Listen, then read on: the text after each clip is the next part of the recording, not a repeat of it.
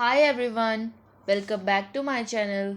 So, in this video, we are going to cover the next topic or chapter of financial accounting for class 11. So, this is chapter 2 of basic accounting term class 11. So, in this chapter, we are going to cover the some basic accounting terms. So, here are the first one. So, business transaction. Business transaction क्या होती है? Business transaction एक financial transaction होती है जो कि to parties के बीच में होती है और ये एक अकाउंटिंग प्रोसेस होती है और हम इसको अकाउंट्स की बुक में रिकॉर्ड करते हैं। कोई भी एंटरप्राइज कर सकता है। So what is business transaction? A financial transaction और economic event entered into by two parties that initiate accounting process of a recording it in the books of accounts of an enterprise. So financial transaction को और economic event को, financial transaction जैसे कि मैंने पहले भी बताया वो होती हैं जिनको मनी के टर्म में मेजर कर सकते हैं और इकोनॉमिक इवेंट का भी यहाँ पर सेम ही मीनिंग है। तो फाइनेंशियल ट्रांजैक्शन और इकोनॉमिक इवेंट जो कि दो पार्टीज़ के बीच में हुआ है, जैसे कि एक पर्सन है ए और एक पर्सन है बी, उन दोनों ने कुछ ट्रांजैक्शन की है। जैसे कि मान लो ए ने शूज़ सेल करे हैं बी को for ₹1000। So A and B के बीच में क्या हुआ? ए और बी के बीच में इस 1000 का ट्रांजैक्शन हुआ है। किस चीज़ के लिए? इन शूज़ के लिए। सो ये एक तरीके की फाइनेंशियल ट्रांजैक्शन है और बिजनेस ट्रांजैक्शन है, क्योंकि ए एक बिजनेस कर रहा है, एक काइंड ऑफ जैसे कि शूज़ में वो बिजनेस कर रहा है। तो ये क्या हो गई? ये हमारी फाइनेंशियल ट्रांजैक्शन हो गई। और एक इकोनॉमिक इवेंट भी हम इसको बोल सकते हैं जो कि दो पार्टीज़ के बीच हुआ है। जैसे यहाँ पे है पार्टी ए और पार्टी बी, और अब party A and party B, two parties that initiate the accounting process. Now party A जो है वो अपनी अकाउंट की बुक में इस प्रोसेस की, इस ट्रांजैक्शन की रिकॉर्डिंग की प्रोसेस को इनिशिएट करेगा, मतलब शुरू करेगा इन सारी प्रोसेस को, कि उसने सेल करे हैं शूज़ ₹1000 के बी को। ये जो सेल हुआ है ये हमारा क्रेडिट में भी हो सकता है और कैश में भी हो सकता है। सो इसको जब बी अपनी बुक्स में रिकॉर्ड करना शुरू कर देगा तो ये हमारी बिजनेस ट्रांजैक्शन हो जाएगी। So business transaction a financial transaction और economic event entered into by two parties that initiate the accounting process of recording it in the books of accounts of an enterprise. So financial transaction वो होती है जो किसी दो party के बीच में हो और जिस पर्सन का वो बिजनेस है वो उस ट्रांजैक्शंस को रिकॉर्ड करना शुरू कर दे अपनी बुक्स ऑफ अकाउंट में। ये हो गई बेसिक मीनिंग बिजनेस ट्रांजैक्शन का। और अब आती है इसकी कैरेक्टरिस्टिक्स क्या क्या हो सकती हैं बिजनेस ट्रांजैक्शन की। तो first of all the characteristic is considered with the money और मनी वर्थ ऑफ गुड्स, कि जो भी हमारी ट्रांजैक्शन है वो मनी की वर्थ में होनी चाहिए। मीन्स उसको हम पैसों की तुलना, पैसों की टर्म में मेजर कर सके उस चीज़ को हम, और वो उसका रिलेशन जो है वो मनी की कुछ वैल्यू रख होल्ड करती हो। जैसे कि यहाँ पे अभी जो शूज़ वाला एग्जांपल दिया था मैंने आपको, तो इसमें शूज़ क्या है? शूज़ वो 1000 की वैल्यू को होल्ड करते हैं इस कंडीशन में। सो फर्स्ट है कि जो भी ट्रांजैक्शन हुई है वो मनी की वैल्यू को होल्ड करती हो, और सेकंड है arise out of the transfer और एक्सचेंज ऑफ गुड्स और सर्विस। मतलब जो भी ट्रांजैक्शन हुई है उसमें एक्सचेंज जरूर होना चाहिए। जैसे यहाँ पे एक्सचेंज किस चीज़ को हुआ? शूज़ का हुआ और पैसे का हुआ। तो यहाँ पे एक्सचेंज होना इम्पॉर्टेंट है किसी भी ट्रांजैक्शन को एक बिजनेस ट्रांजैक्शन बनने के लिए। Brings changes in the financial position like in asset और लायबिलिटी। असेट और लायबिलिटी में क्या से इंक्रीज होगा? मतलब कि जो भी हमारी ट्रांजैक्शन हुआ है या जो भी एक्सचेंज हुआ है जो मनी की वर्थ रखता है, उससे जो है जो हमारी फाइनेंशियल पोजीशन है ना उस पर इम्पैक्ट पड़ना चाहिए। जैसे कि यहाँ आपने मान लो कि आपने एक पेन खरीदा, ठीक है, एक पेन आपने खरीदा, तो ये पेन आपने खरीदा है किसी से भी खरीदा है, जैसे कि आपने ये पेन एक एक्स पर्सन से खरीदा और एक वाई पर्सन ने, मान लो आप वाई पर्सन हो, इसको ₹10 में खरीदा आपने एक्स से, तो जो ये आपने पेन लिया, आपके पास आ गया पेन, एक तरीके का असेट आ गया आपके पास, और आपके पास से क्या चला गया, पैसे चले गए पर्सन एक्स को, तो पर्सन एक्स के लिए ये चीज़ असेट बन जाएगी और आपकी ये जो कैश वाली असेट थी वो कम हो गई। सो इसका मतलब है कि जब भी कोई फाइनेंशियल ट्रांजैक्शन होगी तो उसका फाइनेंशियल पोजीशन पे इम्पैक्ट पड़ना चाहिए। जैसे कि आपके पास से ₹10 माइनस हो गए, कम हो गए, और एक्स पर्सन के पास ₹10 ज़्यादा हो गए और आ गए। सो ये है हमारा इस पॉइंट का मीनिंग। और नेक्स्ट है has an effect on the accounting equation. Accounting equation पे भी इसका इम्पैक्ट होना चाहिए किसी भी ट्रांजैक्शन का, एक बिजनेस ट्रांजैक्शन बनने के लिए। अकाउंटिंग इक्वेशन चैप्टर 5 में आती हैं, जिसको हम डिटेल में स्टडी करेंगे। अभी के लिए आप इतना समझ लो कि जो अकाउंटिंग इक्वेशन होती है वो एक तरीके से असेट लायबिलिटी, चलो छोड़ो, असेट और लायबिलिटी जब पढ़ाऊंगी तब बताऊंगी इसको मैं। तो अकाउंटिंग इक्वेशंस पे इनका इम्पैक्ट पड़ना चाहिए, मतलब कि एक साइड होगा प्लस और दूसरी साइड होगा माइनस, एक तरीके से कुछ हमारे पास से आ रहा है और कुछ हमारे पास से जा रहा होगा। और dual aspect of receiving means debit और क्रेडिट, और रिसीविंग और गिविंग वाला एस्पेक्ट होना चाहिए। जैसे इस एग्जांपल में पेन हमारे पास आ गया और पैसे हमारे पास से चले गए, रिसीविंग और गिविंग हो गया आफ्टर ट्रांजेक्शन। आफ्टर जो ट्रांजेक्शन है, हमारी असेट साइड का टोटल और लायबिलिटी साइड का जो टोटल है वो दोनों इक्वल आने चाहिए। ये भी एक कैरेक्टरिस्टिक है बिजनेस ट्रांजेक्शन का। जैसे यहाँ पे अभी जो मैंने पेन वाला एग्जांपल दिया था, उसमें जो पेन है वो पेन नाम से एक आपकी असेट क्रिएट हो गई, और वहीं पे जो आपकी दूसरी असेट थी वो कैश की, जो ₹10 से लेस हो गई, और इस पेन की वर्थ आ गई ₹10। सो हमारी एक असेट प्लस हुई है, दूसरी माइनस हो गई, तो इसका इम्पैक्ट ऑलमोस्ट ज़ीरो हो जाएगा। तो हमारे जो असेट और लायबिलिटी का टोटल है वो बना रहेगा। और नेक्स्ट है the nature of each transaction is carefully analyzed since it affect the financial status of a business unit। Means जो भी हमारी ट्रांजैक्शन हो रही है उसके नेचर को हमें क्लियरली एनालाइज करना चाहिए कि उसका इफ़ेक्ट हमारे बिजनेस पर क्या पड़ रहा है और हमारी फाइनेंशियल स्टेटस जो है उसके ऊपर उसका क्या इम्पैक्ट आ रहा है।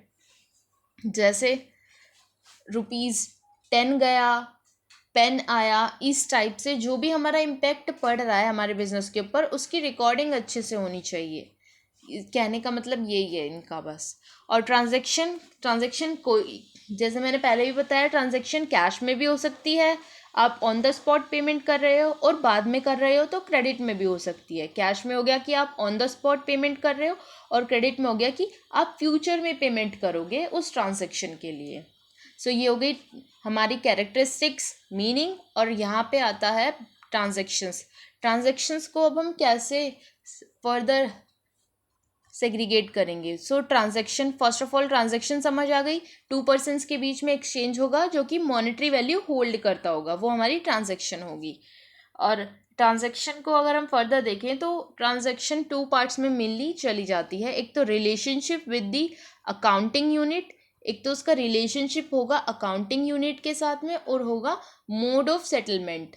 मीन्स मोड ऑफ सेटलमेंट को पहले हम करते हैं, तो मोड ऑफ सेटलमेंट मीन्स जैसे हमने कोई ट्रांजैक्शन करी, कुछ बाय करा, कुछ सेल करा, तो वो ट्रांजैक्शन कैसे हुई है, वो ट्रांजैक्शन हमारी कैश में हुई है या क्रेडिट में हुई है, यही चीज़ को पता। इसी जैसे कि यहाँ पे दिया है क्रेडिट ट्रांजैक्शन, क्रेडिट मतलब कि हमने फ्यूचर में पे करने का प्रॉमिस किया होगा उस पर्सन को, और कैश ट्रांजैक्शन हो गई हमने ऑन द स्पॉट उस पर्सन को पेमेंट कर दी, जिससे भी हमने परचेज करा है कुछ, या फिर सामने वाले ने हमें ऑन द स्पॉट पेमेंट कर दी जिसको हमने कुछ सेल करा है कैश में। और क्रेडिट हो गया हम फ्यूचर में करेंगे उस चीज़ का settlement. Relationship with accounting unit में आएंगे तो यहाँ पे है एक्सटर्नल ट्रांजैक्शन और है इंटरनल ट्रांजैक्शन। एक्सटर्नल ट्रांजैक्शन क्या है, जैसे कि वर्ड एक्सटर्नल का मतलब ही होता है बाहर, इस जैसे कि वर्ड एक्सटर्नल का मीनिंग ही बाहर की सेंस में निकल कर आता है।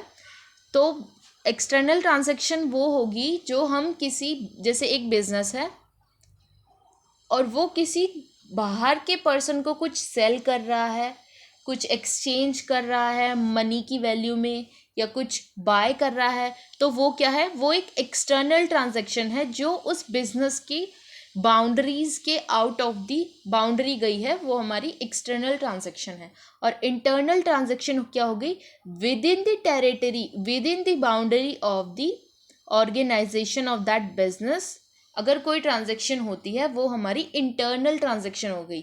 जैसे कि depreciation on fix asset. So depreciation का किसी बिजनेस के बाहर वाले पर्सन से तो रिलेशन नहीं है। डेप्रिसिएशन वो होता है जो किसी भी फिक्स असेट की वैल्यू पे चार्ज किया जाता है एवरी ईयर, और 6 मंथली भी करते हैं। It's depend on asset to asset और बिजनेस टू बिजनेस। सो ये वाले, इसका भी एक सेपरेट चैप्टर है डेप्रिसिएशन का। और सो इंटरनल ट्रांजैक्शन वो होती है जो विद इन द ऑर्गेनाइजेशन और विद इन द बिजनेस होती है। सो जैसे कि हमने डेप्रिसिएशन चार्ज करा अपनी किसी असेट पे, तो उसका रिलेशन किसी बाहर वाले पर्सन से तो होगा नहीं, उसका रिलेशन तो ऑर्गेनाइजेशन से ही होगा। तो ये हो गई इंटरनल, जो बिजनेस के अंदर ही हुई ट्रांजैक्शन, उसको बोलेंगे हम इंटरनल ट्रांजैक्शन। और जो बिजनेस के बाहर गई है उसको बोलेंगे हम एक्सटर्नल ट्रांजैक्शन। सो ये हो गई हमारा ट्रांजैक्शन। सो यहाँ तक बेसिक अकाउंटिंग टर्म में हमने बिजनेस ट्रांजैक्शन को डिटेल में स्टडी किया है। पहले उसका मीनिंग, फिर उसके कैरेक्टरिस्टिक्स और ट्रांजैक्शंस का मोड और रिलेशनशिप विद अकाउंटिंग यूनिट। अब आता है हमारा अकाउंट। अकाउंट क्या होता है? अकाउंट क्या होता है, जैसे कि आपका भी कोई बैंक अकाउंट होगा, किसी भी बैंक में आपका कोई अकाउंट होगा, तो वो क्या है बेसिकली। बैंक जो आपका अकाउंट है बैंक में, वो बेसिकली क्या है, आपके सारे डिपॉजिट्स और आपके सारे विड्रॉल को वो रिकॉर्ड कर रहे हैं इस पर्टिकुलर अकाउंट में। जितने भी आपने पैसे जमा करे हैं, जितने भी निकाले हैं, वो सब जो रिकॉर्ड करा है बैंक ने, वही आपका अकाउंट है। मतलब कि किसी भी चीज़ में आपका जो भी चीज़ आ रही है और कुछ जा रही है, उसको रिकॉर्ड मेंटेन करा, वो हमारा क्या हो गया, अकाउंट हो गया। यहाँ पे अगर हम प्रॉपर डेफिनेशन देखें, it is a record of transaction under a particular head of account. It is a record of transaction under a particular head of account like salary, expense, wage, electricity expense, or a particular head of account like asset or liability. It is not only show the amount of transaction but also shows their effect and direction. So account क्या है? Account एक record है transactions का, जो कि एक particular head के अंदर मेंटेन किया जाता है हर एक चीज़ का। जैसे कि सैलरी हो गई, तो सैलरी का एक अलग अकाउंट मेंटेन किया जाएगा। एक्सपेंसेस हैं, एक्सपेंस का अलग अकाउंट मेंटेन किया जाएगा। वेज हैं, उनका अलग किया जाएगा। इलेक्ट्रिसिटी एक्सपेंस हो गए, इन सब के अलग अलग अकाउंट्स को मेंटेन किया जाएगा कि किन किन बंदों को हमने सैलरी दी है, कहाँ कहाँ से हमारे पास सैलरी आई है। अगर कहीं से नहीं आई है, जो हमने अपने एम्प्लॉय को सैलरी पे करी है, वो हमने कहाँ से पे करी है, हमने अपने पैसों से पे करी होगी, हमारे पास से कैश कम हुआएगा, तो ये टू साइड इफेक्ट को रिकॉर्ड करता है बुक्स में। इसको ही हम अकाउंट बोलते हैं। अकाउंट जो है पर्टिकुलर हेड, जैसे यहाँ पे बोला, पर्टिकुलर हेड से भी रिलेटेड हो सकता है, जैसे सैलरी, एक्सपेंस, वेज हो गया। और असेट और लायबिलिटी से भी रिलेटेड हो सकता है। जैसे कोई असेट है, जैसे कैश एक असेट है, असेट की तरह ट्रीट करते हैं हम कैश को। कैश एक असेट है, तो कैश कहाँ से हमारे पास आया है और कहाँ से हमारे पास आया है और किन किन चीज़ों में हमने उसको इन्वेस्ट कर दिया या यूज़ कर लिया, ये हो गया। और लायबिलिटी का भी सेम ट्रीटमेंट है कि हमारी लायबिलिटी इंक्रीज हुई है, डिक्रीज हुई है, एट दी एंड उसका बैलेंस क्या आ रहा है। जैसे आपकी पासबुक में एट दी एंड, जैसे आपकी कोई ट्रांजैक्शन है वो कंप्लीट हो गई, आपने पैसे जमा करे हैं, निकाले, उसके बाद जो एंड में बैलेंस बचता है वो यहाँ पे शो करता है। तो सेम अकाउंट बनाने का पर्पस यही होता है हमारा कि एट द एंड हमें बैलेंस पता चल जाए उस चीज़ का, कि ट्रांजैक्शंस करने के बाद हमारा जो बैलेंस है, एक्चुअल बैलेंस, वो क्या आ रहा है। अकाउंट क्या है? अकाउंट एक रिकॉर्ड है ट्रांजैक्शंस का, जो कि सिर्फ अमाउंट ही नहीं शो करता, बल्कि उसका क्या इम्पैक्ट होगा वो भी दिखाता है। ठीक है, तो ये हो गया हमारा अकाउंट। और नेक्स्ट है कैपिटल। सो कैपिटल क्या होती है? कैपिटल कैपिटल वो अमाउंट होती है जो कोई पर्सन इन्वेस्ट करता है किसी बिजनेस में। जैसे कि आप मान लो आपने कोई बिजनेस स्टार्ट करा, कोई भी बिजनेस ले सकते हो, या फिर जैसे कि आप अभी स्टूडेंट हो तो आपने, ले सपोज करो आपने ट्यूशन्स देना स्टार्ट करा। सो आपने ट्यूशन देना स्टार्ट करा तो उसके लिए आपको एक रूम की नीड होगी, चेयर्स की नीड होगी, टेबल की नीड होगी, एक बोर्ड की नीड होगी। तो इन सब चीज़ों को स्टार्ट करने के लिए, टेबल, रूम, चेयर, सो इन सब के लिए आपको क्या चाहिए? इन सब चीज़ों के लिए आपको पैसा चाहिए लगाने के लिए कि आप रूम रेंट कर सको और टेबल बाय कर सको, चेयर्स बाय कर सको, अपने स्टूडेंट्स के लिए बोर्ड्स बाय कर सको। सो ये सब क्या है? ये आपकी इन्वेस्टमेंट है। एक तरीके से आपने इसमें रुपीज़ डाला है, तो ये जो पैसा आप लेकर आए ना, मान लो आपने ₹10,000 स्पेंड करे हैं इन सब चीज़ों के ऊपर, तो ये जो आपके 10,000 रुपीज़ आपने इसमें स्पेंड करे हैं, तो ये क्या है? ये आपकी कैपिटल हो गई। ठीक है, एग्जाम्पल से चीज़ें बहुत क्लियर हो जाती हैं। सो आप यहाँ पे आते हैं। तो the capital, the amount invested in an enterprise by the proprietor और इन प्रोपराइटरशिप और bye partner in the partnership. It may be in the form of money or asset having monetary value. It is the liability of the owner towards the owner or investor. It is a liability of the business आएगा यहाँ पे, शायद typing में mistake हो गई है. It is the liability of the business towards the owner or investor of the business of the firm. यहाँ पे ये वाली ओनर की जगह यहाँ बिजनेस और फर्म आएगा, शायद ये टाइपिंग में मिस्टेक है कुछ. सो कैपिटल बेसिकली क्या है? कैपिटल वो है, या तो कोई प्रोपराइटर अपनी प्रोपराइटरशिप में इन्वेस्ट कर रहा है, या फिर कोई पार्टनर अपनी पार्टनरशिप में इन्वेस्ट कर रहा है. वो क्या है? वो हमारी जो भी इन्वेस्टमेंट कर रहा है, कोई प्रोपराइटर हो गया, कोई पार्टनर हो गया, या कोई भी ओनर अपने किसी भी बिजनेस फर्म या कंपनी में जो भी पैसा लगा रहा है ना, वो हमारा होगा कैपिटल. या तो वो पैसा, या तो वो कैश के टर्म में हो सकता है, या फिर वो कोई फर्नीचर हो सकता है. जैसे कि आपने अभी ट्यूशन का अपना खुद का क्लासेस खोलने का सोचा, तो आपने जो ये रूम लिया है, हो सकता है आपके घर पे ही हो, घर का ही एक रूम का एम्प्टी हो, आपने उसको यूज़ कर लिया, तो ये भी आपका एक तरीका का कैपिटल है, जो कि कैश के टर्म में नहीं है लेकिन किसी और टर्म में है. तो इसको अगर हम रिकॉर्ड करना चाहेंगे आपकी बुक्स में, तो हम इसको लैंड के रूप में रिकॉर्ड कर देंगे, या फिर बिजनेस ऑफिस के रूप में भी रिकॉर्ड कर सकते हैं.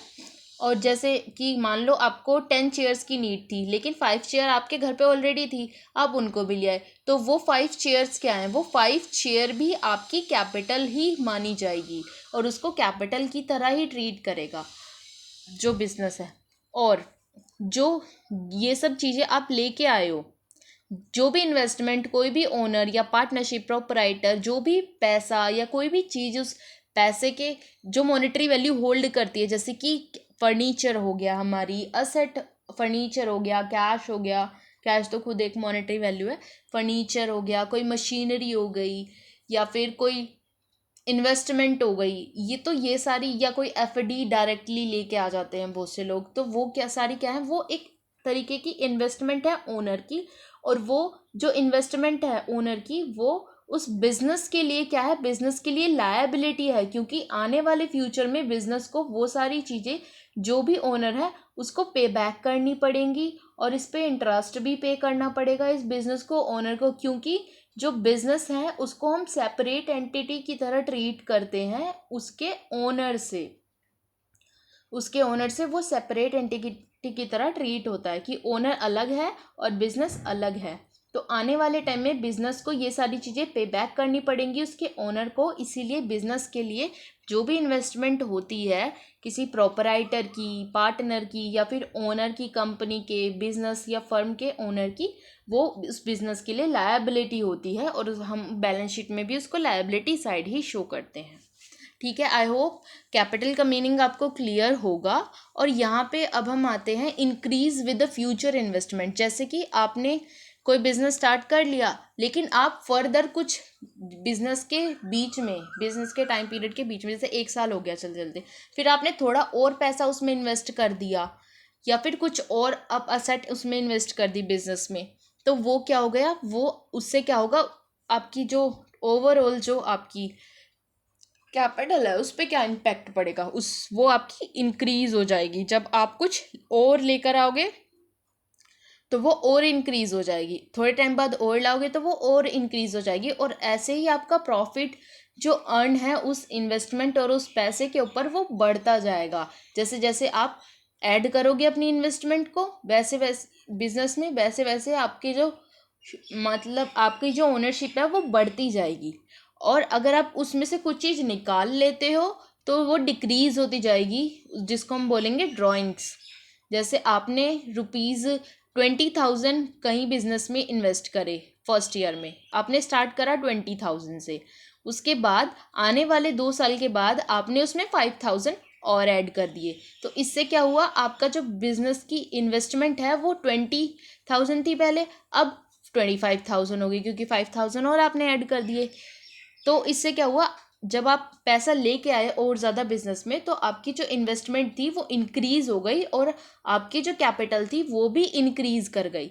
लेकिन अब दूसरा एग्जांपल, ये तो हो गया फर्स्ट वाले पॉइंट के लिए, लेकिन दूसरे के लिए जैसे डिक्रीज वाला बोला, 20,000 आपने फर्स्ट ईयर में करा, और अब आप उस 5,000 को निकाल रहे हो उस बिजनेस के अंदर से, आप ड्रॉ कर रहे हो कुछ अमाउंट। सो ये जो ड्रॉइंग्स होंगी आपकी 5,000 की, ये आपकी कैपिटल को रिड्यूस कर देंगी, डिक्रीज कर देंगी। तो अब आपकी कैपिटल क्या हो जाएगी एट द टाइम, 20 - 5 = 15,000 हो जाएगी अब आपकी कैपिटल बिजनेस में। सो ये पूरा हो गया कैपिटल से रिलेटेड। आई होप, हाँ एक चीज़ और रह गई है यहाँ पे, ये डिक्रीज और इंक्रीज वाला पॉइंट हो गया कैपिटल में, और यहाँ पे है कि बिजनेस की लायबिलिटी क्यों होती है, जो पॉइंट मैंने यहीं समझाया था वही चीज़ है ये, क्योंकि हम बिजनेस